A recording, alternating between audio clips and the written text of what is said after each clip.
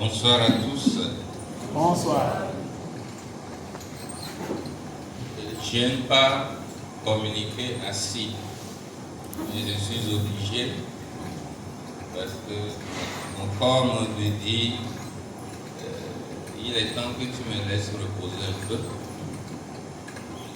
Je reconnais que c'est ma faute si je suis malade aujourd'hui.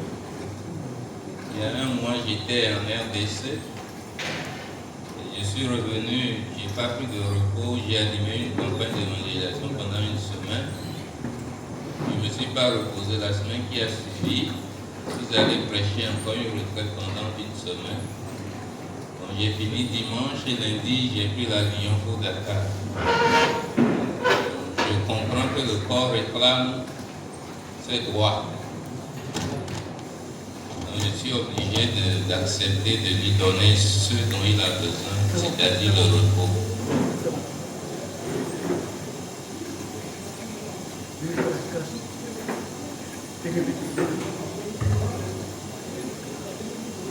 Tout le monde est attiré par le dehors, j'attends qu'on règle ça là. C'est bon? Et avant de commencer le thème, depuis que Caris est arrivé, il y a eu une petite confusion. Les groupes de prière ont tendance à s'octroyer le terme renouveau charismatique, à s'approprier ça. Et quand on dit renouveau charismatique, les gens pensent au groupe de prière et ils disent que communauté de l'Emmanuel, béatitude, du divin amour, vous êtes autre chose, vous êtes communauté nouvelle. Les communautés nouvelles sont nées du renouveau charismatique. Donc, nous sommes tous renouveau charismatique et le renouveau charismatique comprend plusieurs expressions. Les groupes de prière sont une expression du renouveau charismatique. Les communautés nouvelles sont une expression du renouveau charismatique. Les écoles d'évangélisation sont une expression, on en parlera quand je vais parler de charisme, et faisons l'effort pour intégrer bien les termes. Renouveau charismatique, c'est tout le monde, y compris les communautés nouvelles. On reviendra là-dessus. Alors, le thème qui nous rassemble ce soir est tiré du livre de Josué. Sois fort, c'est ça? Sois fort et prends courage. Le Seigneur avait appelé son serviteur Moïse pour le servir. Nous savons que la tâche n'a pas été facile pour Moïse. Moïse a fait ce qu'il pouvait faire grâce au Seigneur. Le temps est venu, Moïse est parti. Josué a été désigné par le Seigneur pour continuer la mission. Et c'est dans ce contexte que le Seigneur dit à Josué, sois fort, il faut tenir bon.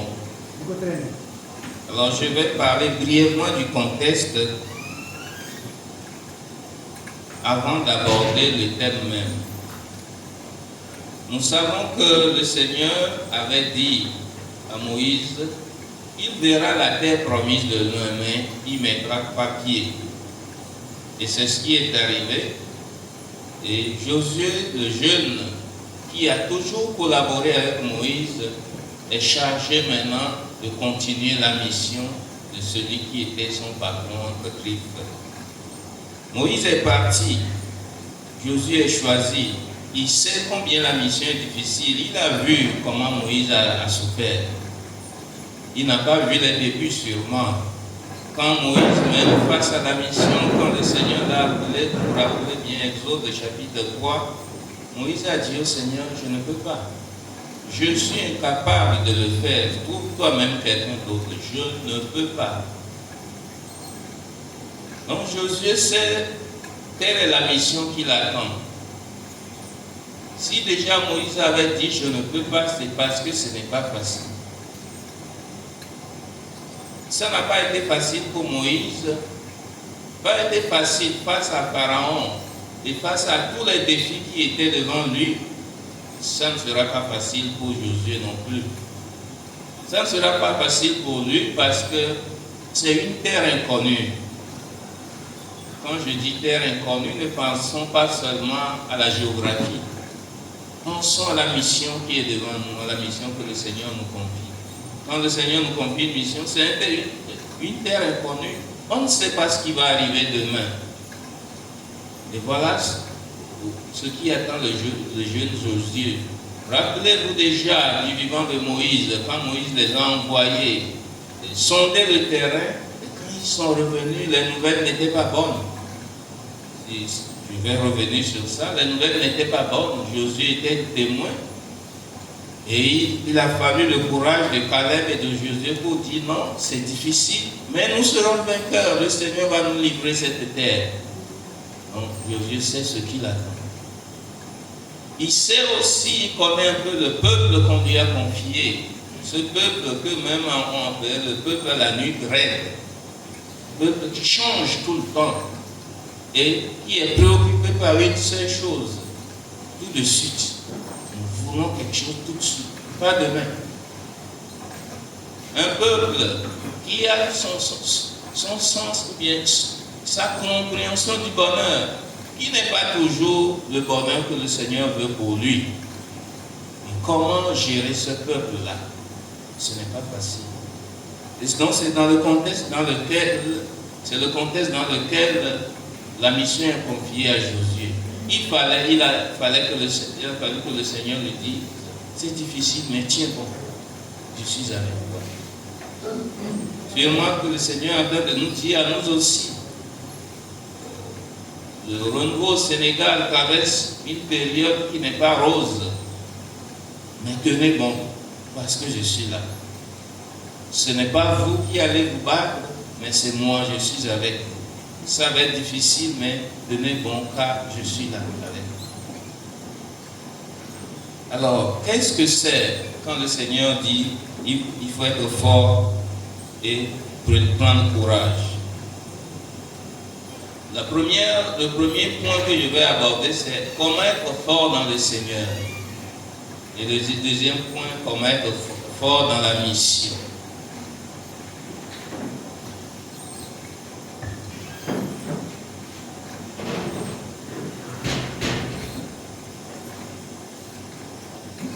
Bon, excusez-moi, chaque fois que les gens vont entrer, je vais m'arrêter un peu pour les laisser s'installer. Parce que quand les gens entrent, les autres ont toujours tendance à les regarder. C'est normal, c'est humain. Alors, mon premier point, être fort dans le Seigneur. Et le premier sous-point, c'est être conscient de cette faiblesse pour laisser le Seigneur agir. Rappelez-vous, quand le Seigneur a appelé Moïse, Moïse a décliné la liste de ses faiblesses devant Dieu. Il a aligné ses faiblesses, tu sais que je ne peux pas. Et c'est parce qu'il a reconnu ses faiblesses que le Seigneur s'est manifesté par lui. Voyez-vous, quand nous sommes responsables, le Seigneur ne compte pas sur nous parce que nous-mêmes nous sommes doués, nous sommes forts. David, quand le Seigneur voulait choisir un roi dans la famille de Jessé, il n'est pas parti choisir le plus fort. D'ailleurs, lui, personne ne pensait à lui, personne ne pensait à ce petit. On est passé par tout le monde, et finalement, le papa a dit, il y a le petit qui est derrière les propos. Donc, faites-le venir, on va voir si c'est lui que le Seigneur a choisi. Dieu ne choisit jamais les plus forts. Si tu as été choisi et lui, sache que ce n'est pas parce que tu es fort, mais parce que tu es faible. Rappelons-nous la Vierge Marie qui s'est penchée sur son œuvre de servante, désormais tous les âges me diront bienheureux. Le Seigneur a choisi Saint-Pierre non pas parce qu'il était le plus intelligent, non pas parce qu'il était le meilleur, le plus saint, non, il l'a choisi probablement parce que, sachant, connaissant ses limites et ses faiblesses, il pourra compter sur le Seigneur, il ne comptera jamais sur ses propres forces. Donc, tenir fort, c'est tout le temps être conscient de ses propres faiblesses et compter sur le Seigneur. Et se dire, c'est le Seigneur, ce n'est pas moi. Même si c'est difficile, je sais que j'irai jusqu'au bout parce que le Seigneur est avec moi. Et Jésus disait tout le temps aux Juifs, je cite l'évangile de Saint Jean chapitre 5, Amen, amen, je vous le dis, le Fils ne peut rien faire de lui-même. Il fait seulement ce qu'il voit faire par le Père. Ce que fait celui-ci, le Fils le fait pareillement.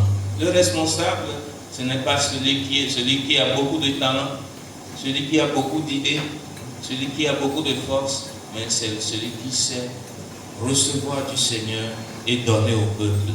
C'est celui qui sait se tourner vers le Seigneur, l'écouter, recevoir et agir.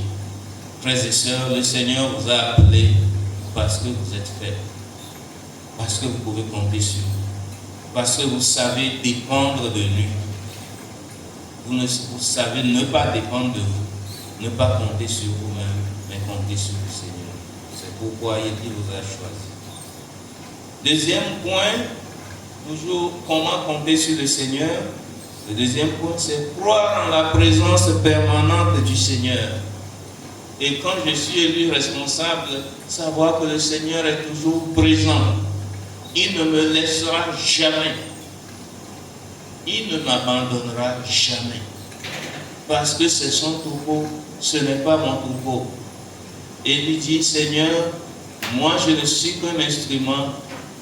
Je suis là pour faire ce que tu veux. C'est ton troupeau, fais ce qu'il faut pour ton troupeau. Car ils attendent tout de toi. Et dis toujours, chaque jour, dans ma responsabilité, je réussirai parce que je sais que le Seigneur est avec moi. Il ne me laissera jamais. Le responsable, c'est celui qui sait que le chemin sera difficile. Et le Seigneur a averti Josué, le chemin ne sera pas facile. Parce qu'il y aura beaucoup de combats à faire. Mais il faut toujours savoir que je suis avec toi. Et quand tu sais que je suis avec toi, je ne te lâcherai jamais, tu réussiras. Jésus disait à ses disciples dans l'évangile de Saint Jean, chapitre 16, « Je vous ai parlé ainsi afin qu'en moi vous ayez la paix. Dans le monde vous aurez à souffrir. Mais courage, moi je suis vainqueur du monde. Courage, je suis vainqueur du monde. » Vous allez rencontrer des moments difficiles en tant que responsable. Mais prenez courage, le Seigneur a déjà remporté la victoire. Et vous allez remporter la victoire vous aussi. Parce qu'il est avec nous. Et quand on faisait le chemin de croix, je me suis rappelé tout cela. Et je me rappelle ce message que le Seigneur avait dit à Pierre. Simon, Simon, voici que Satan vous a réclamé pour vous passer au crible comme le blé. Mais moi j'ai prié pour toi afin que ta foi ne défaille pas. Toi donc, quand tu seras revenu, affermis tes frères. Il peut arriver même que le responsable connaisse des chutes. Parce que Jésus a dit, quand tu seras revenu, d'où? Parce qu'il sait que Pierre va chuter. Il va dévier. Mais quand tu seras revenu, tu pourras affermir tes frères. Le responsable que tu es, sache que tu peux connaître des moments difficiles, tu peux même faire des erreurs. Mais sache que le Seigneur a prié pour toi, pour que tu reviennes après tes erreurs. Et quand tu seras revenu, tu seras plus fort et tu pourras dire à tes frères, oui, je me suis éloigné, mais le Seigneur m'a ramené. C'est pourquoi ne jamais, jamais dire, moi je ne peux jamais faire des erreurs. Le responsable, ce n'est pas le plus fort, mais c'est celui qui sait compter sur le Seigneur en tout temps. La troisième chose que le responsable doit savoir dans sa relation avec le Seigneur, c'est que le Seigneur lui demande de l'aimer et de faire sa volonté. Quand le Seigneur nous appelle à conduire son troupeau, il y a une chose importante qu'il nous demande. Il ne nous demande pas en premier lieu si nous sommes saints. Il ne nous demande pas en premier lieu si nous sommes parfaits. Il ne nous demande pas en premier lieu si nous avons telle ou telle qualité.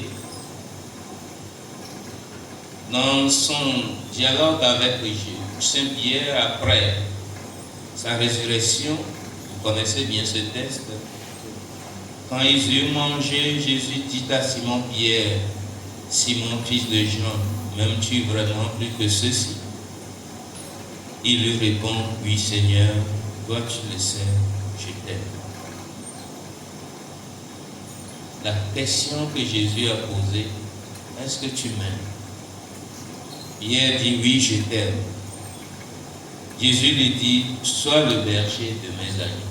On a la condition que Jésus pose, la question qu'il te pose d'abord tous les jours en tant que responsable, est-ce que tu aimes Jésus? Est-ce que tu l'aimes? Et comme on nous le dit souvent, la traduction en français ne reflète pas la réalité du texte.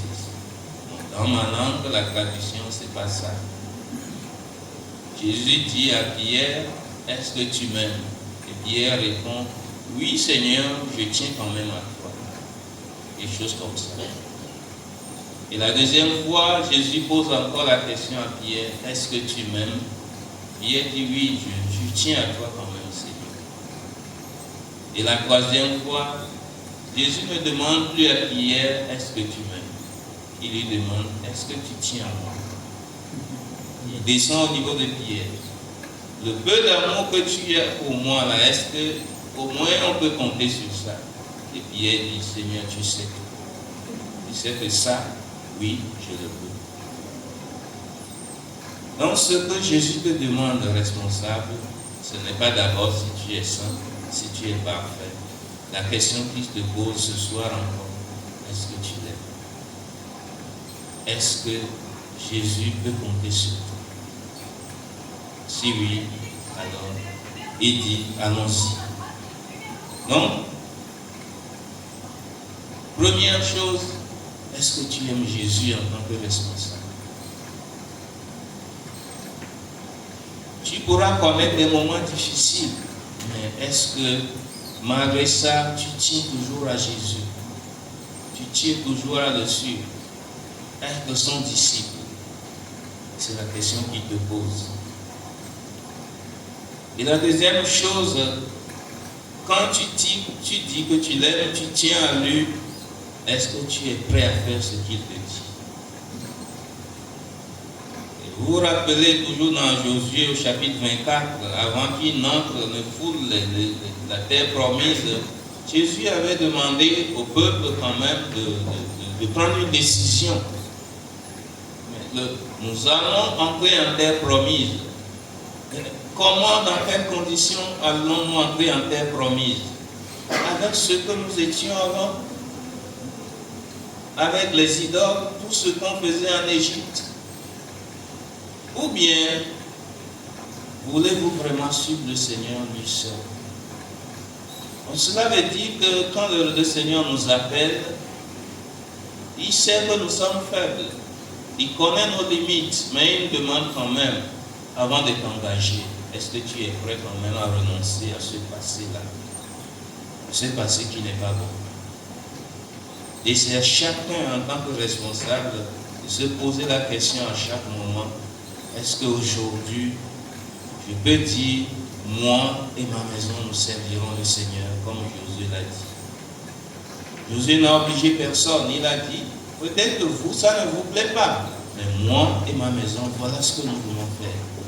Et chaque responsable doit, chaque jour, s'il le faut, dire, moi, je veux servir le Seigneur. Même si les frères et sœurs de mon groupe sont dans des erreurs, font telle ou telle chose, Seigneur, je te promets ma fidélité. Je te promets d'être là. Parfois, les responsables se plaignent, disent, les frères ne viennent pas faire ci, ne viennent pas faire ça. Et moi, je leur réponds, si tu es le seul, reste là. Toi, le seul, ne sois pas absent toi non plus. Pour qu'il y ait au moins quelqu'un devant le Seigneur. Il y ait au moins quelqu'un qui est présent. Et c'est à travers toi qui es présent seul que le Seigneur va amener les autres. Fidélité au Seigneur, même si c'est difficile.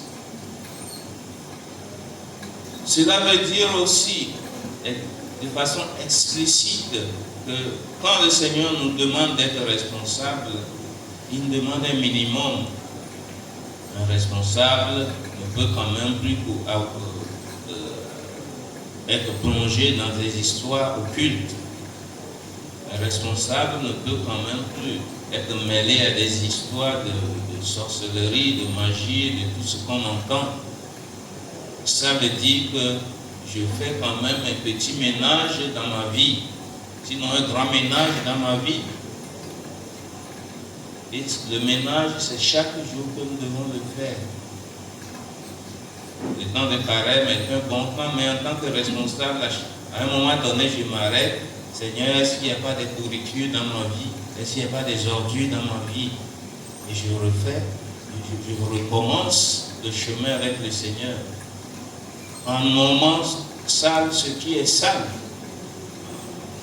Et en disant, Seigneur, lave-moi de ça. Parce que je ne peux pas être dans ça et te servir. Je ne peux pas être dans ça et conduire mes frères et sœurs. Et souvent on dit, non, c'est... parfois on va jusqu'à dire, peu importe la vie du responsable, le Seigneur sait s'occuper de son troupeau. C'est vrai, mais pas toujours vrai. C'est pas toujours vrai. Parce que si ta vie est trop sale, tu risques d'être un obstacle pour l'œuvre du Seigneur. Plus le responsable est pur et tourné vers le Seigneur, mieux il peut recevoir du Seigneur pour son troupeau. Mais si le responsable n'est pas clean devant Dieu, il ne peut pas bien recevoir. Et il prive le troupeau d'un certain nombre de choses que le Seigneur aimerait lui donner. C'est pourquoi il est demandé au responsable de demander lui-même chaque jour la grâce d'être disponible pour le Seigneur. Et surtout de ne pas être un éteignoir pour le feu de l'esprit qui veut brûler dans le groupe.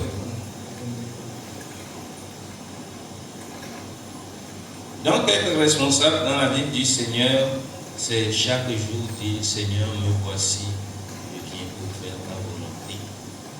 Parce que quand je suis responsable, une chose à ne pas oublier, c'est pour ça que le Seigneur disait à Josué de tenir bon.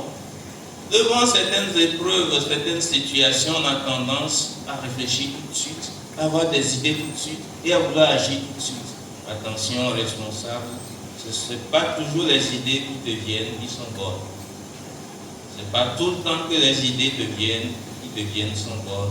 Il faut toujours les passer au crible d'un discernement, en priant d'abord, et puis en demandant l'assistance d'autres personnes qui peuvent t'aider à faire un bon discernement. Et c'est pourquoi quand on est responsable, c'est important de se faire accompagner personnellement pour ne pas prendre des décisions qui vont faire mal à nous-mêmes et faire mal à la communauté, au groupe que nous conduisons. Parce qu'il y a des responsables qui ne se font accompagner par personne, qui sont eux-mêmes leurs propres accompagnateurs, mais qui accompagnent d'autres personnes. Et ce n'est pas normal. Quand on accompagne des gens, il faut se faire accompagner soi-même, sinon on fait beaucoup d'erreurs. Et finalement, on devient patron, un chef qui décide, et pour qui on ne décide de rien.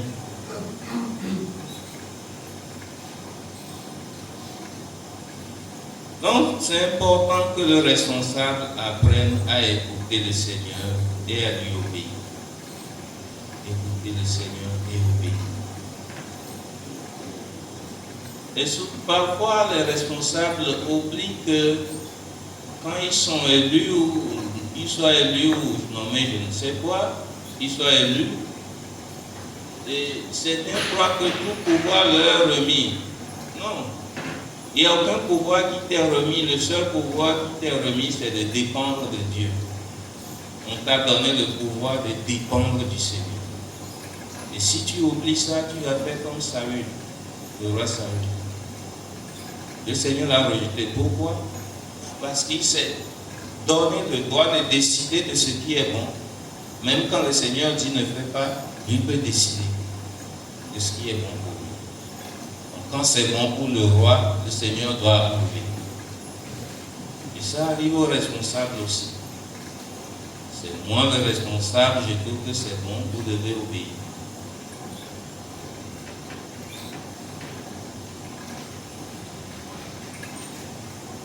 Tenir bon, c'est demeurer en permanence dans le Seigneur.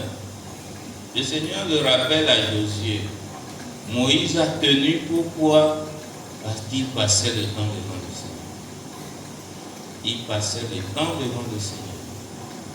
Et tout ce qui est écrit sur lui, c'est pour nous dire, attention, si tu es responsable, passe ton temps devant le Seigneur. Passe beaucoup de temps devant le Seigneur, sinon tu vas échouer.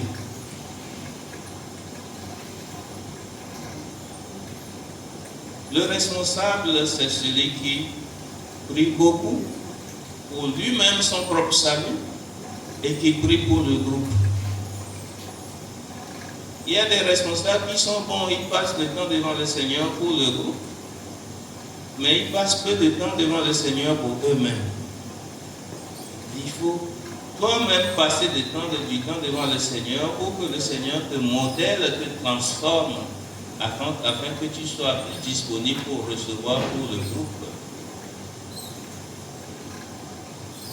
Donc, quand vous lisez les textes de l'Exode, Lévitique, Nombre, Deutéronome, vous verrez que de temps en temps, avant de prendre toute décision, on dit Moïse, il entre dans la tente du rendez-vous. Pourquoi? C'est pour rencontrer le Seigneur. Et c'est de là qu'il reçoit ce qu'il doit faire. Alors, en tant que responsable, quelle est la source de tes décisions? Quelle est la source des décisions que tu prends? Donc, Josué doit comprendre, doit avoir vu Moïse faire. Et le Seigneur lui rappelle seulement, tu dois faire comme Moïse. Tu dois aussi tout le temps me rencontrer pour recevoir de moi. Donc la réussite de la mission de responsable dépend de son degré d'intimité avec Dieu. La réussite de votre mission dépend de votre degré d'intimité avec le Seigneur. Donc vous ne pourrez tenir bon que quand vous rencontrez souvent le Seigneur. Si vous ne le faites pas souvent, vous allez prendre des décisions humaines et croire que ce sont des décisions divines. Bref, vous prenez des décisions à la place de Dieu et vous mettez le nom de Dieu dessus. Jésus répondait à Philippe, tu ne crois donc pas que je suis dans le Père et que le Père est en moi? Les paroles que je vous dis, je ne les dis pas de moi-même. Le Père qui demeure en moi fait ses propres œuvres. Il faut que le responsable puisse dire à ses frères, je ne parle pas de moi-même, je ne décide pas de moi-même. Ce que je fais, ce que je dis, je le reçois du Seigneur. Il n'est pas obligé de le dire. S'il le dit, c'est pas très bien. Très bien. Il faut que les frères constatent. Et vous savez, quand on parle souvent de l'autorité des responsables, certains croient que c'est quand le responsable parle beaucoup pour convaincre, il ne s'agit pas d'avoir une voix pour convaincre ou bien d'avoir les mots pour convaincre. Il s'agit d'être assis en Dieu d'abord. Quand tu es assis en Dieu en tant que responsable, on te respecte. Les gens te respectent parce qu'ils voient Dieu en toi. Quand tu parles, on sent que c'est Dieu qui parle. Alors les gens obéissent. Quand tu agis, on voit que c'est Dieu qui agit. Alors les gens obéissent. Mais si le responsable n'est pas obéi, n'est pas respecté, il faut qu'il se demande s'il demeure en Dieu, s'il est assis en Dieu. Et le Seigneur dit à Josué de tenir bon. Parce que le peuple est difficile, est compliqué. Si tu n'es pas en moi, ils ne te respecteront pas. Ils ont même cherché à lapider Moïse. Et toi, à plus forte raison, toi le petit là, qu'ils ont vu grandir, ils ne vont pas te respecter du tout. Tiens bon en t'asseyant en moi. Et c'est pourquoi le responsable ne discute pas trop avec ses frères. Quand il y a un problème, reviens à toi-même. Que dit le Seigneur? Que me dit le Seigneur avant de parler? Si tu parles comme ça. Je dis souvent au premier responsable, surtout quand il y a un sujet à débattre, ne pas être le premier à parler. Quand le responsable parle trop, il finit par ne plus être respecté. Il faut écouter d'abord. Et dire, Seigneur, que veux-tu? Et quand le Seigneur t'a parlé, tu parles. Mais il ne faut pas dire, oui, le Seigneur m'a parlé. Il ne faut pas faire comme un pasteur qui m'avait invité chez lui. Et il voulait m'utiliser pour faire la pub. En fait, c'est un pasteur qui a eu des problèmes avec son épouse. L'épouse avait demandé à me rencontrer par le biais de mon épouse. Et je l'ai rencontré et je l'ai accompagné pendant 2 ans. Parce que ça n'allait pas avec son époux. Voyez-vous, c'est pas parce qu'on prie qu'on fait bien à la maison. Hein. Et il y a beaucoup parmi nous qui ne prient pas à la maison avec leur famille. C'est vrai. Il y a beaucoup de responsables paresseux à la maison en matière de prière. Donc, je reviens sur mon témoignage. Donc, j'ai dit ça pour qu'on puisse corriger si c'est le cas. Et quand la situation s'est arrangée, la femme dit, j'ai dit à mon mari, tu sais qui m'a aidé pour que toi et moi soyons toujours ensemble? C'est un catholique. Le pasteur dit, c'est vrai, je veux rencontrer ce catholique. Alors il m'a invité à son culte. J'ai dit, ces gens, je les connais un peu. J'ai dit à ma femme, on va y aller ensemble. On est allé, j'ai dit, on va aller en retard pour ne pas rester devant. On est resté derrière, il a fait son histoire, il a fait après la 4e quête.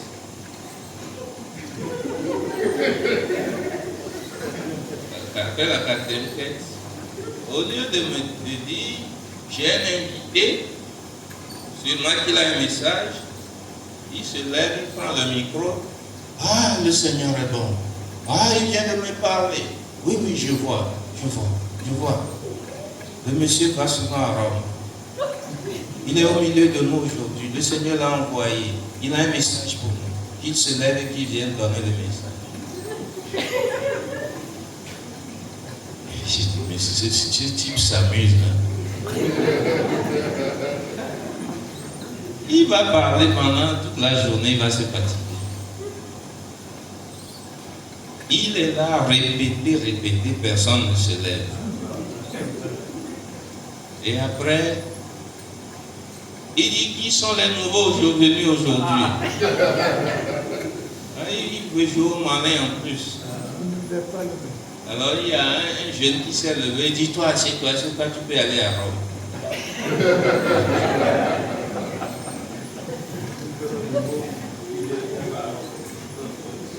Après, une femme se l'a dit, c'est un homme, c'est pas une femme. Il a fait le tour, personne. Maintenant, il envoie un de ses aides là. Il vient chez moi et dit, monsieur, vous êtes venu pour la première fois. Il dit, écoutez, monsieur, retournez à votre place. Laissez-moi tranquille ici. Finalement, personne ne s'est levé. Il dit, on va voir ça la prochaine fois. Et moi, à la fin, quand tout le monde est parti, mon épouse et moi, on est allé le saluer. J'ai dit, bon, vous m'aviez invité, je suis venu quand même. Avant de partir, je viens vous saluer. Ce jour-là, son épouse n'était pas au culte. Après, j'ai appelé son épouse, je lui ai dit, plus jamais. Vous allez m'utiliser moi pour faire la pub, ça ne marchera pas. Parce que je sais que si je parle là-bas, les images vont apparaître sur les réseaux sociaux. Demain, l'évêque va m'appeler et ça va arriver avant. On va dire, qu'est-ce que tu es en train de faire? Et ça ne marche pas avec moi comme ça. Si attends Marie, plus jamais. Moi, je vous ai aidé, mais après, ce n'est pas de cette manière-là que vous allez vous servir de moi. Je peux avoir des idées pour lui, pour l'aider à développer son histoire qu'il est en train de faire comme église, mais pas de cette manière. Donc, voyez-vous, il nous faut faire attention en tant que responsable pour ne pas nous laisser utiliser par ce genre de situation. Donc j'insiste, la réussite de votre mission dépend de votre intimité avec le Seigneur. Dépend de votre intimité avec le Seigneur. Et c'est pourquoi moi je vous invite à revoir le nombre de minutes que vous passez par jour avec le Seigneur. Le matin, combien de minutes tu passes avec le Seigneur? Le soir, combien de minutes tu passes avec le Seigneur? Un jour, mon accompagnatrice, une religieuse, m'a demandé, dis, combien de minutes tu passes le matin dans ta prière? J'étais heureux, je lui dis, ma soeur, c'est une religieuse, je dis, ma soeur, je passe 30 bonnes minutes. Hein? Elle dit, mon frère, est-ce que tu peux ajouter 15? J'ai dit, ma soeur, d'accord, mais comment je vais faire? Et comme elle est sœur du Sénat, vous le connaissez, c'est les sœurs de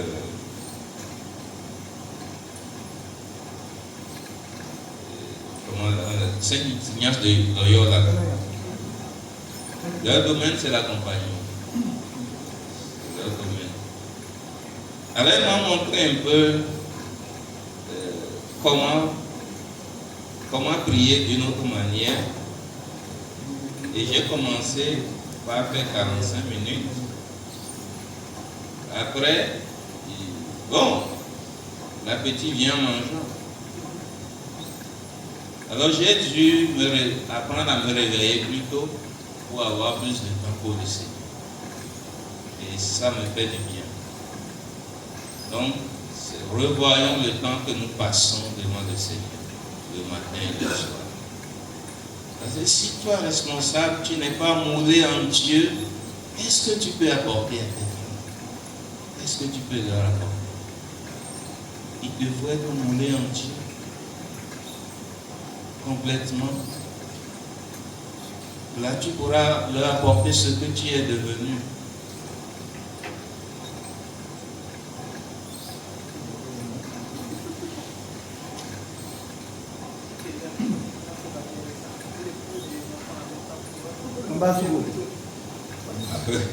J'ai dit, il faut poser la question après, mais il tient à la poser. Si tu es mère de famille, si je dis, les gens posent souvent cette question, c'est une question d'organisation.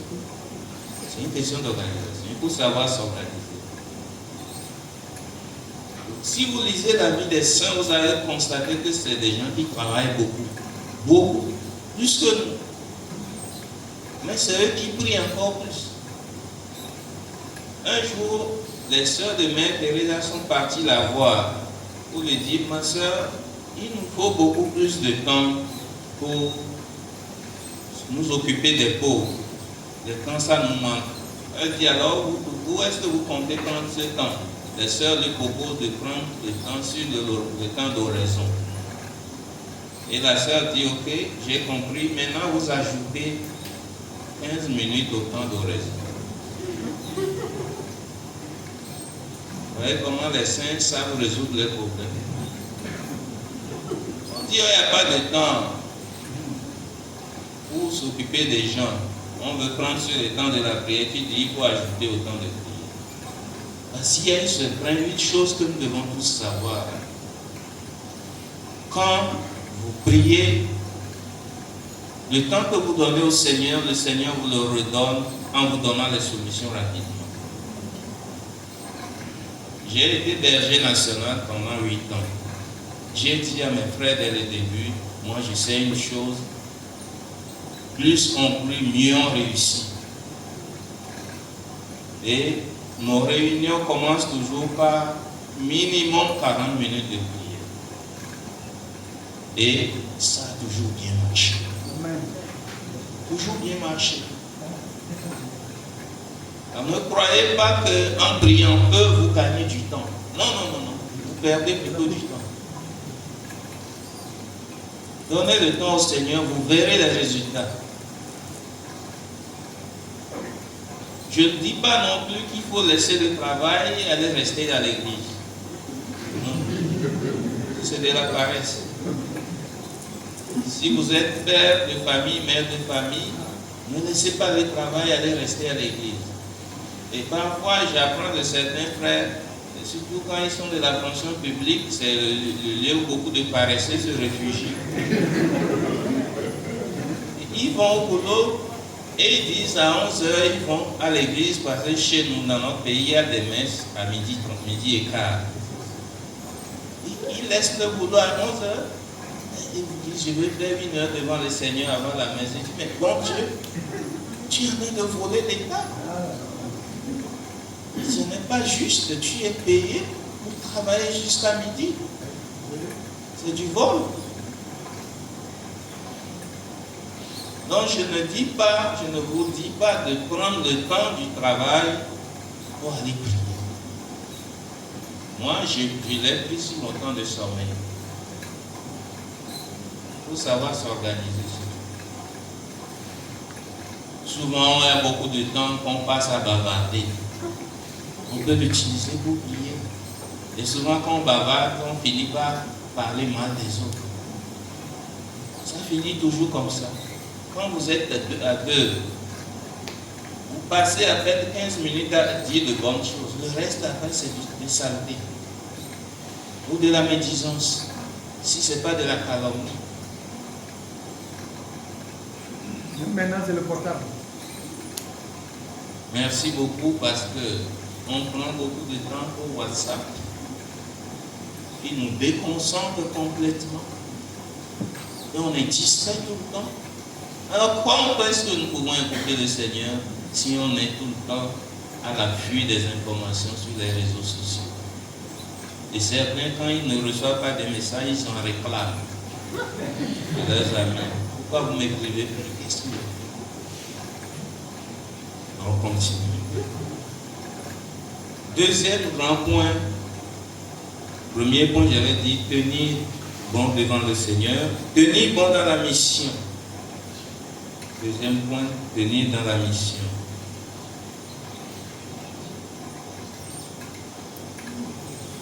Tenir bon dans la mission implique aimer le peuple que le Seigneur nous a confié. Si vous n'aimez pas le peuple, vous ne pouvez pas vous donner pour lui. Moïse aimait le peuple que le Seigneur lui a confié. D'ailleurs, qu'est-ce qui l'a amené à fuir au désert? C'est parce qu'il avait commis un meurtre.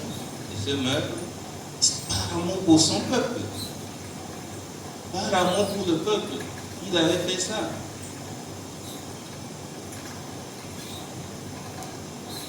Et pour ce peuple, après, il a tout donné. Tout. Toute sa vie.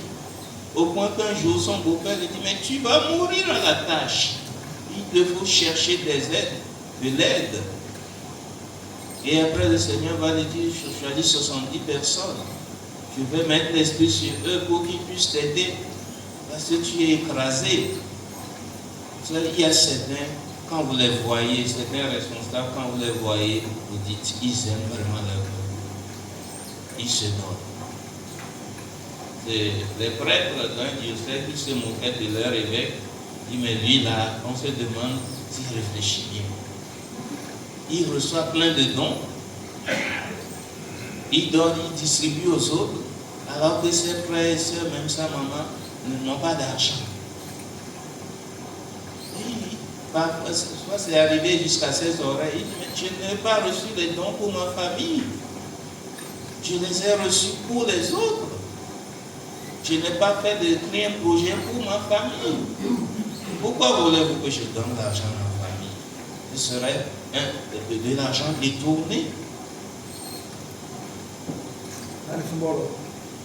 Pardon? C'est un Wolof, Kalisumolo. L'argent du peuple. Voilà.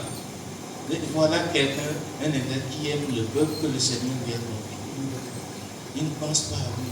Un jour, on était à Rome ensemble, et puis un de ses prêtres qui était aux études là-bas m'a dit, oh, regarde mon évêque, il porte toujours le même costume.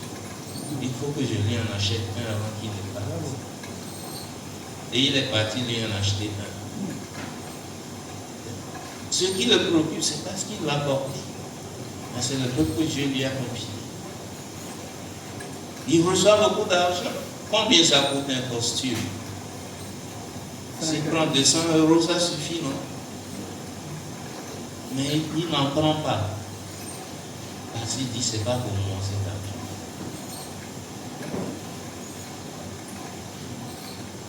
Donc, aimer le peuple, c'est chercher d'abord son bien. Que veut le Seigneur pour ce peuple? Que veut le Seigneur pour ce peuple? Où veut-il l'emmener? Le peuple pensait tout le temps au manger, au boire. Mais Moïse pensait à leur liberté. Et les exemples sont devant nous. Quand ils sont devant l'obstacle de la mer, eux, ils pensent toujours à l'immédiat. Que va faire le Seigneur? Ils n'y pensent pas. Mais Moïse, lui, se tourne vers le Seigneur. Que veux-tu faire? Dès qu'ils ont faim, ils pensent à l'Égypte.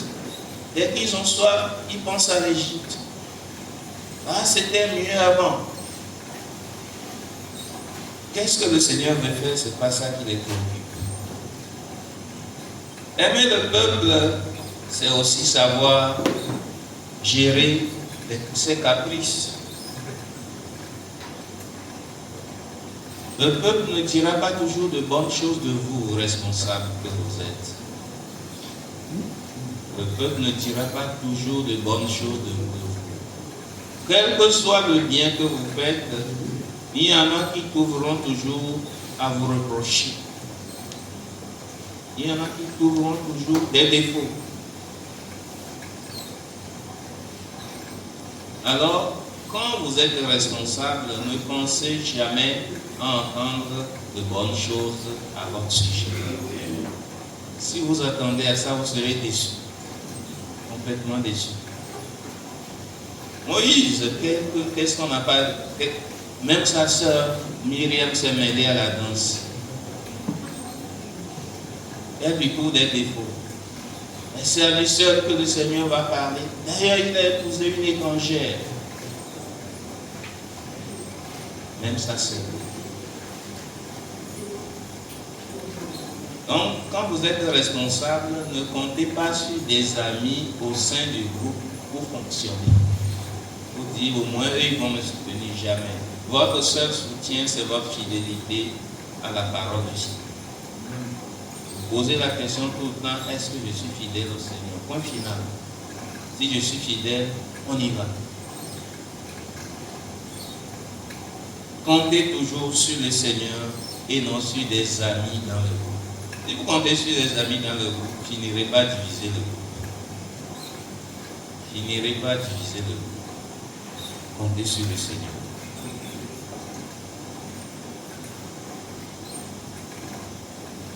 Aimer le peuple, frères et sœurs, c'est savoir gérer chacun tel qu'il est. Il y en a qui comprennent vite et ils entrent dedans. Il y en a qui prennent un peu de temps. Ceux qui sont jeunes ici, vous connaissez Émile? Émile, responsable national. Après, il a été responsable africain des jeunes. Non, Émile Kaboré, c'est... Émile Nossi Togolais. Émile était responsable des jeunes dans le bureau national, on a commencé ensemble. Mais après un an, j'ai constaté qu'il ne faisait rien. Et il est devenu le secrétaire du secrétaire national. Puisque lui et le secrétaire national sont du même village presque. Alors le secrétaire dit, viens mon fils, fais-moi ça. Et un jour à la réunion, j'ai dit, Émile, tu es élu en tant que qui au juste? Pour quelle cause tu as été élu? Il dit, c'est responsable de la jeunesse togolaise. Dis-moi ce que tu as fait après un an. Il dit, berger, sincèrement, je n'ai rien fait. Il dit, au moins tu as été secrétaire du secrétaire national. Bon, sache aujourd'hui que c'est fini, je ne veux plus te voir avec. Là, j'ai parlé comme un papa. C'est fini, je ne veux plus te voir dire j'ai été secrétaire national. Je ne veux plus que tu l'appelles. Et tu l'empêches de jouer son rôle. Émile, prends tes responsabilités. Et quand Émile a décollé, c'était un TGV. Mais il avait en lui les potentialités. Mais il fallait quelque chose pour l'aider à démarrer. Le booster. Il fallait le booster. Donc, aimer le peuple, c'est bousculer parfois le peuple quand il semble dormir. Et parfois aller doucement quand vous constatez qu'il est en souffrance, il a besoin d'être consolé. Et j'aime bien ces paroles de Saint Paul dans sa première lettre aux Corinthiens, chapitre 9, versets 19 à 23. Oui, libre à l'égard de tous, je me suis fait l'esclave de tous afin d'en gagner le plus grand nombre possible. Et avec les Juifs, j'ai été comme un Juif pour gagner les Juifs. Avec ceux qui sont sujets de la loi, j'ai été comme un sujet de la loi, moi qui ne le suis pas pour gagner les sujets de la loi. Avec les sans loi, j'ai été comme un sans loi, moi qui ne suis pas sans loi de Dieu, mais sous la loi du Christ pour gagner les sans lois. Avec les faibles, j'ai été faible pour gagner les faibles. Je me suis fait tout à tous pour en sauver à tout prix quelques-uns. En tout cela, je le fais à cause de l'évangile pour y avoir droit par moi aussi. 1 Corinthiens 9, verset 19 à 23.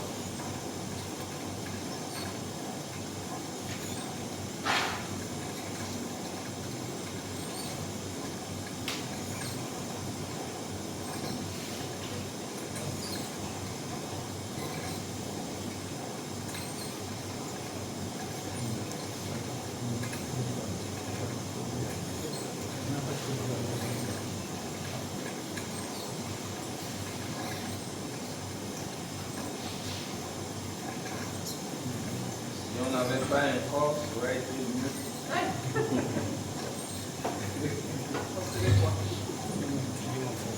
Si nos corps n'avaient pas tant de limites,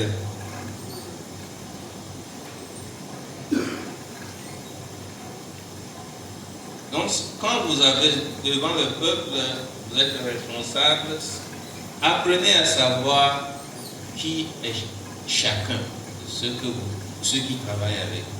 C'est très important. Vous saurez sur qui s'appuyer dans tel ou tel domaine. J'avais aussi dans mon équipe un frère appelé Bernard. Bernard, j'écoute, je tiens beaucoup compte de tout ce qu'il dit. Un jour, il y a eu un problème qu'on nous a amené au niveau national. C'est un curé qui est venu et dit, le berger du groupe de ma paroisse a engrossé un membre de son groupe. Bon, on crie, mais ça arrive. Bon, eux, moi, ils ne m'ont pas fait avortement. Oui.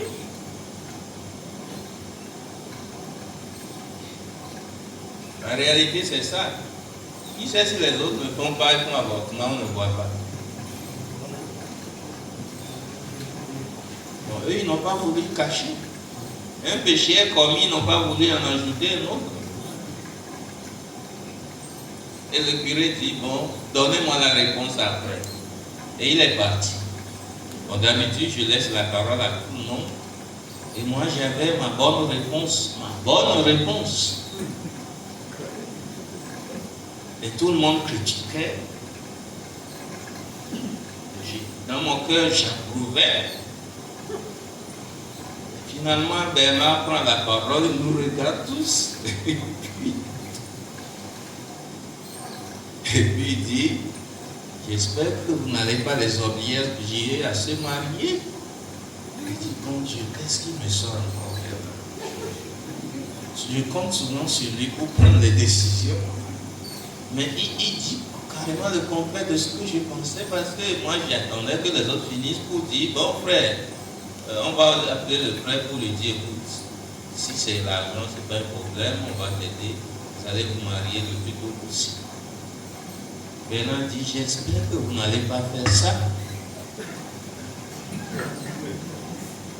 Qu'est-ce qu'il est en train de dire? Mais il a carrément gardé mon plan. Alors, puisque j'aime l'écouter, après qu'il ait parlé, d'autres ont parlé, et puis, bon, il était le seul à dire ça. Mais comme lui, je trouve en lui une grande sagesse qui dit, je ne prends aucune décision. Je dis au frère, on va prendre la décision après. Et maintenant, on a trouvé un autre moyen, c'est écouter, on a écouté le frère. La fille n'a pas voulu qu'on l'écoute. Finalement, Bernard avait raison. Le frère a dit, niet, je ne me marie pas. Ne m'obligez pas. Et des années après, la fille a dit à son cousin, frère, je lui ai tendu un piège, il est tombé dedans. C'est comme si Bernard savait. C'est un monsieur qui a une disponibilité qui lui permet d'écouter, de comprendre rapidement certaines situations. Frère Bernard, c'est pourquoi je l'écoutais beaucoup.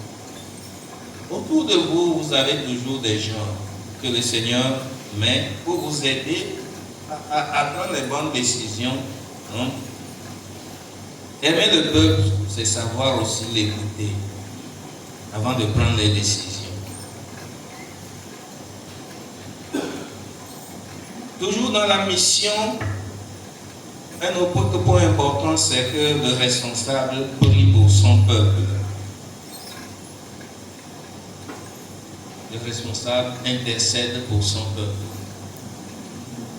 C'est à partir du moment où vous êtes devenu responsable, sachez qu'ils vous sont confiés comme vos enfants. Et vous devez les présenter à Dieu en tout temps. Ils sont vos enfants. Ils sont vos enfants.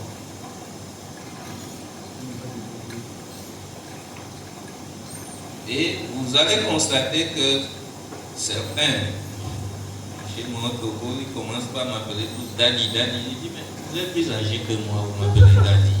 Nom de quoi? Oui, comme chez les pasteurs. Au début, je n'en voulais pas, mais aujourd'hui, j'ai accepté ce nom malgré moi. Donc, certains disent papa, certains disent daddy. Je dis, ok, je prends tout.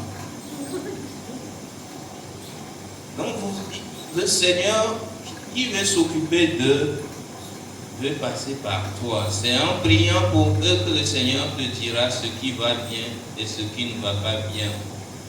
Et te dira comment faire pour corriger. Jésus priait tout le temps pour nous. Et avant de partir, il a encore beaucoup prié pour nous. Je ne prie pas pour que tu les retires du monde, mais pour que tu les gardes du mauvais. Jean 17, verset 18.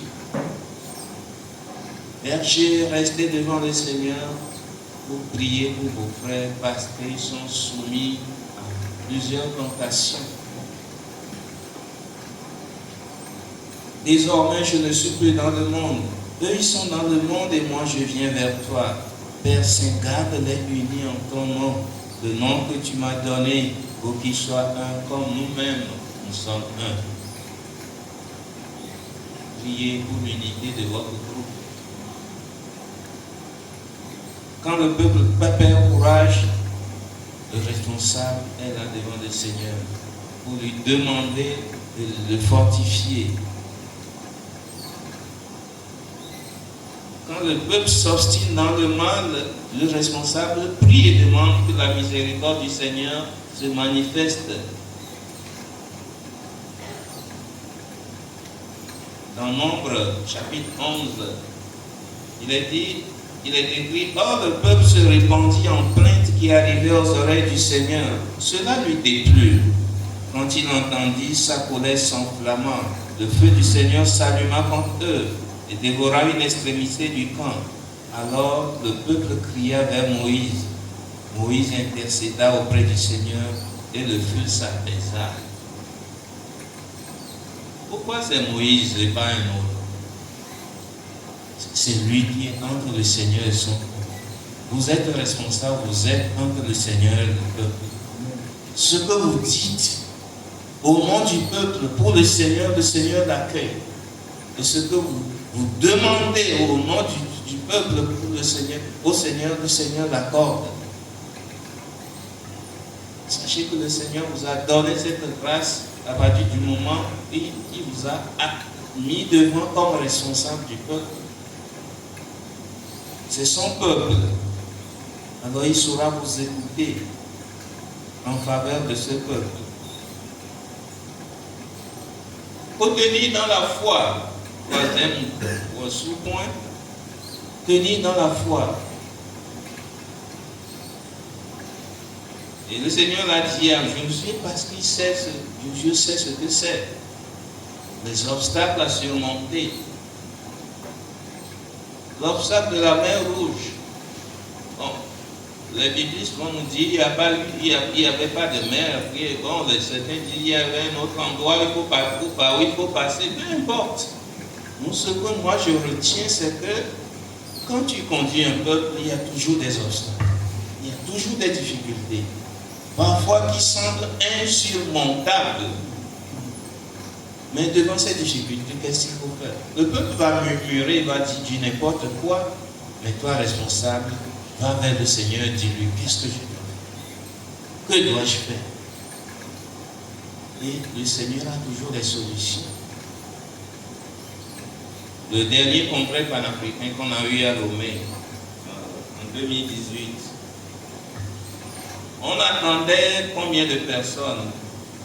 2000. C'était nos prévisions, 2000 personnes.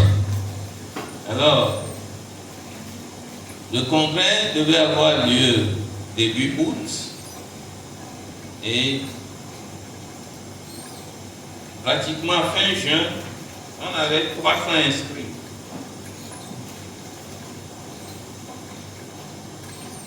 300 sur 2000, quand même, il reste un mois et demi après, à peine. Où trouver les 1700? Alors ils ont convoqué, l'organisation a convoqué une réunion, ils m'ont invité, j'y étais, puis ils ont dit, nous pensons à un plan B. Le plan B, c'est de ramener tout à 400 personnes à peu près, parce qu'on espère qu'il y aura encore 100 inscrits. Et après les avoir écoutés, ils ont commencé par faire des propositions. Et moi, ce qui m'est venu, quand j'ai pris, j'ai dit, mais à qui vous avez demandé les 2000 participants? Ils ont dit au Seigneur. C'est le Seigneur qui vous dit maintenant de descendre à 400. Ils disent, mon nom, c'est en compte tenu à voir l'allure des choses. Est-ce que vous lui avez demandé au moins? Seigneur, voilà l'évolution des choses, qu'est-ce qu'on fait? Ils ont dit non. Nous sommes un peuple de foi. Que faisons-nous de la foi en Dieu? Alors prions au moins. Et demandons au Seigneur. Parce que la foi, ce n'est pas une question, je vois alors j'agis. Non. Mais que veut le Seigneur? Et nous avons prié. Et moi je leur ai dit, frères et sœurs, oublions, moi je crois que le Seigneur vous demande d'oublier ce que vous avez abordé. Et continuons. Et il se charge du reste. Bon, ce n'était pas acceptable pour certains. Mais il dit, nous marchons dans la foi.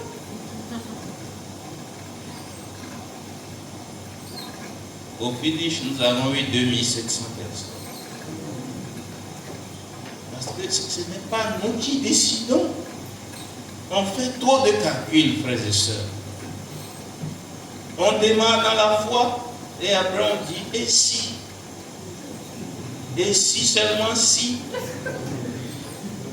Et on finit par agir de façon purement humaine. Et le Seigneur ne trouve plus de place pour agir. Parce que je leur rappelais un événement en 2012, on avait organisé une formation de l'ICRES. Nous n'avions pas d'argent. Et les conditions posées étaient qu'il fallait un lieu bien. Donc, la position était telle qu'on avait besoin de beaucoup d'argent. Mais on a prié et nous avons dit, nous allons organiser cette rencontre. Nous avons rencontré la conférence des évêques, tous les évêques réunis, on leur a exposé la situation. Et puis un évêque qui m'a demandé, après avoir exposé la situation, il dit, nos chers pères et les évêques, voilà la situation, mais nous croyons que nous allons l'organiser quand même, cette rencontre. Alors un évêque qui m'a dit, mais toi sur quoi tu comptes comme ça? Alléluia. Tu es trop sûr de ce que tu dis, mais vous n'avez pas d'argent. Il dit, mon Seigneur, je compte sur Jésus-Christ, que vous nous avez donné. Il dit, d'accord, on attend, on verra. La rencontre a eu lieu, nous avons eu même un excédent. Et quand nous sommes allés faire le bilan, encore à tous ces évêques réunis, quand j'ai présenté le bilan, j'ai dit, mon Seigneur, vous m'aviez demandé sur quoi je comptais. Et je vous ai dit, je comptais sur Jésus-Christ que vous m'aviez donné. Et j'ai constaté que mon Jésus, il est vivant. Il dit, oui, je constate.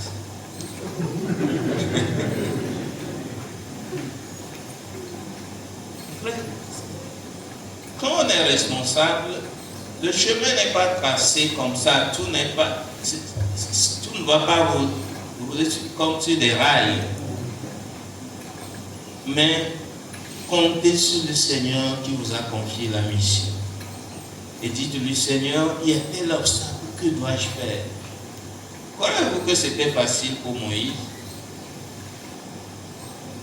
Bon, ceux qui réfléchissent vont me dire qu'il n'y a jamais eu Moïse. Mon problème, ce n'est pas savoir s'il y a eu Moïse ou pas. Mais je lis un texte qui dit quelque chose. Et à partir de ce texte, j'ai pu lire que le peuple avait faim. Et le responsable Moïse s'est tourné vers le Seigneur. Il a demandé et le Seigneur a donné. Donc pour moi, le Seigneur veut que je fasse comme ça, que je vois que ça va marcher. Et le Seigneur va agir. Donc quand vous êtes responsable, ayez la certitude que votre peuple, celui que le Seigneur vous a donné, ne périra pas. Et c'est ce que le Seigneur dit à Josué. Comme j'ai fait pour Moïse, je ferai avec toi. Le peuple ne périra pas. Vous entrerez en terre promise.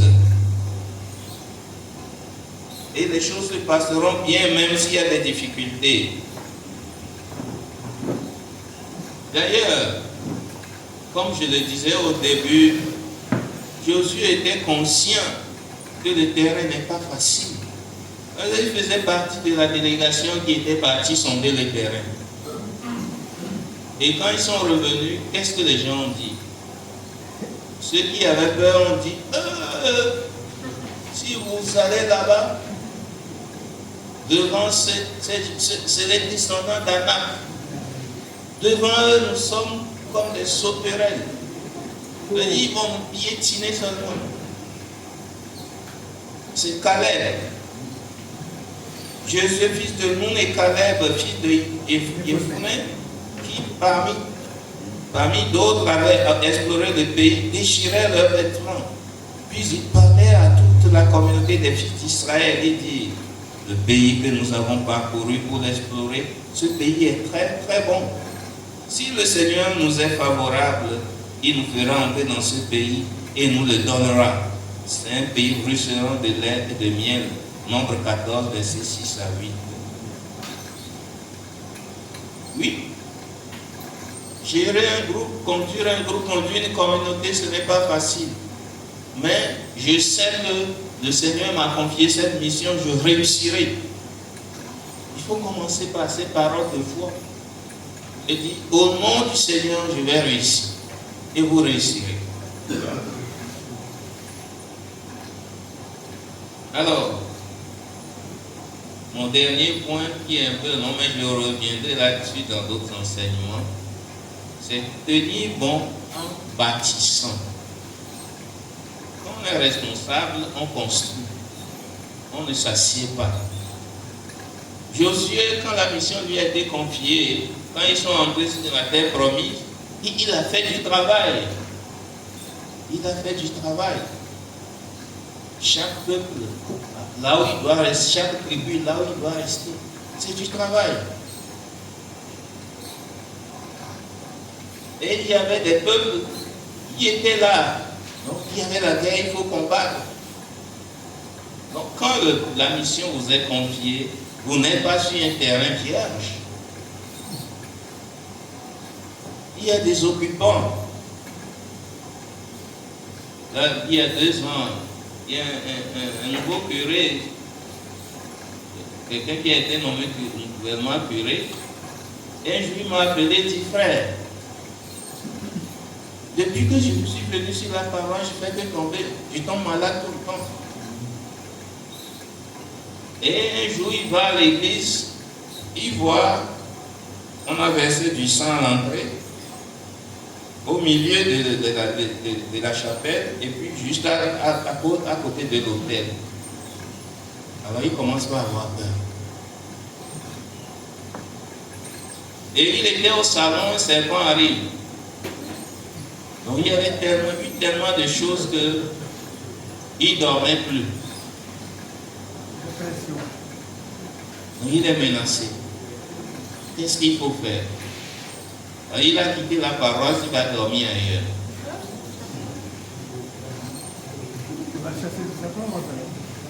Il a pris les solutions humaines en attendant, il faut vivre.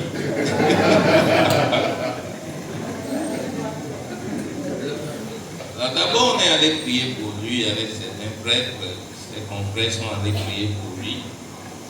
Et mais c'est de là que j'ai dit à certains prêtres, mais quand vous êtes nommés, que faites-vous premièrement? Quand vous allez sur le terrain, que faites-vous? Il dit, le vicaire général vient nous installer. C'est tout? Oui. Le Seigneur n'a dit pas dans le livre de Josué. Tout terre que votre pied va fouler, je vous le donne. Prenez-en possession. Mais est-ce que vous prenez possession du lieu? Mais comment? Est-ce que vous prenez possession du lieu? Et ils m'ont dit, mais comment? D'abord, n'oubliez pas, avant qu'ils n'arrivent là-bas, ils ont exploré la terre pour savoir qui habite là-bas. Est-ce qu'arrivé là-bas, vous allez sonder un peu le milieu? Quelles divinités sont là-bas? Interrogez les gens pour savoir. Après ça, est-ce que vous avez organisé des prières, des messes, des célébrations pour que Jésus prenne possession de cette terre, de ce territoire paroissial qui vous est confié? Non. C'est pas nécessaire. Dieu m'a déjà donné. Mais il faut penser à ça, cher Père. Alors ils ont demandé qu'on organise un enseignement sur ça, l'enseignement a été donné, et chacun maintenant est allé sur le terrain pour faire. Parce que moi je leur ai dit, même parmi vos paroissiens, il y en a qui sont dangereux pour vous. Mais vous ne le savez pas.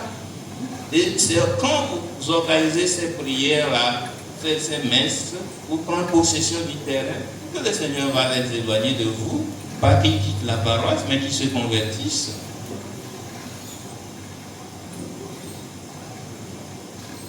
Donc, chers frères et sœurs, quand le Seigneur vous confie un groupe, une communauté, prenez possession de votre groupe, de la communauté. Et l'étape suivante, Et c'est une question que je pose aux responsables. Est-ce que vous avez une vision pour le groupe qui vous est confié, pour la communauté qui vous est confiée? C'est-à-dire, est-ce que vous avez un projet à long terme pour le groupe, pour la communauté? Généralement, quand les gens sont élus pour 3 ans, ils ont une vision pour 3 ans. Juste la durée de leur mandat. Tu dis, c'est une erreur. La vision pour le groupe doit s'étaler sur plusieurs années. 20 ans, 25 ans, 30 ans, 50 ans. Et quand quelqu'un est élu pour un mandat de 3 ans, il vient accomplir une partie de la vision. Quand son temps finit, il s'en va, un autre entre dans la vision. Et souvent, parce qu'on n'a pas de vision à long terme, chacun vient exécuter sa vision, et que le groupe va à gauche aujourd'hui, demain il va à droite, ainsi de suite. Ou que certains disent, ah, comme notre mandat va finir bientôt, on n'a pas de programme, parce que ceux qui viendront après vont faire leur programme. Donc, chacun vient faire son programme, pas le programme que le Seigneur veut pour le groupe. Demeurons, quand le Seigneur nous confie le groupe, demandons au Seigneur, que veux-tu pour ce groupe? Pour cette communauté, qu'est-ce que tu veux, Seigneur? Excusez-moi, même pour les communautés, nos communautés charismatiques. On s'assoit dans la vision, dans le projet reçu au départ par le fondateur, c'est bien. Mais comment aujourd'hui le Seigneur nous demande de mettre en œuvre cette vision du départ? Et bon, certains responsables, quand ils viennent, disent, bon, c'est ce qu'on fait dans la communauté, c'est ce qu'on a toujours fait. C'est bien, mais aujourd'hui, devant les défis qui sont devant vous, que demande le Seigneur? C'est aussi des questions à se poser. Donc, beaucoup de groupes n'évoluent pas parce que vous n'avez aucune vision. Vos responsables n'ont aucune vision. Et nous n'avons aucune stratégie. Excusez-moi de dire ça aussi. Aujourd'hui, on dit que le nouvel âge, les francs-maçons, il y a ci, il y a ça, ils ont envahi l'église, ils font ci, ils font ça. Vous croyez que tout ce qu'on nous impose aujourd'hui, l'homosexualité, vous croyez qu'ils se sont levés il y a 30 ans pour décider? Non. C'est des projets qui datent de plus de 200 ans. Et ils sont passés par des stratégies. On va faire ci, après on va faire ça, après on va amener ceci. Regardez les films. Moi, quand j'étais jeune, dans les films qu'on regardait, vous n'allez jamais voir des hommes, des femmes s'embrasser. Petit à petit, ils ont commencé par dire que tel homme et tel, les deux hommes-là sont mariés. Mais on ne doit jamais s'embrasser parce qu'il restait pour le moment notre sensibilité. Mais petit à petit, quand on a accepté ça, ils ont commencé, ils sont allés à une étape, une autre étape. Nous, quelle vision avions-nous pour contrecarrer ça? En tant que chrétiens, quelle vision avons-nous aujourd'hui pour redresser ça? On voit qu'ils sont en train, au jour le jour, d'imposer des choses, de nous imposer un mode de vie. Mais comment nous, on essaye de trouver une solution à ça? C'est la question que nous devons nous poser. Frères et sœurs, merci au Seigneur pour ce temps qu'il nous a donné, pour ce temps d'écoute, d'échanger. Il nous aide en tant que responsables à être toujours plus éveillés pour voir ce qu'il veut faire de nous. Et comme il a dit à Josué, Josué est resté fidèle. Il a tenu bon. Il nous aide aussi à tenir bon pour qu'il continue par se servir de nous pour sa mission. Amen.